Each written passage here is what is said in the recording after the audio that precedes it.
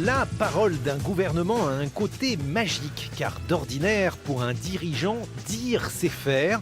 C'est ce qu'on appelle avoir une parole performative. Eh bien, cela est en train de changer. Figurez-vous qu'en matière de politique industrielle, pour nos gouvernements, dire c'est au mieux ne rien faire, au pire mal faire.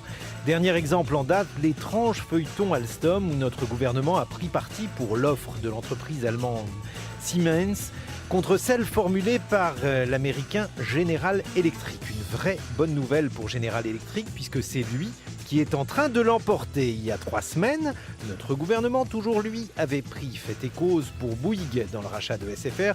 Et bien évidemment, c'est l'autre dossier qu'il a emporté, autrement dit numéricable. Encore un peu avant, c'était au tour de Mittal d'humilier nos dirigeants en faisant très précisément l'inverse de ce qu'ils voulaient qu'ils fassent.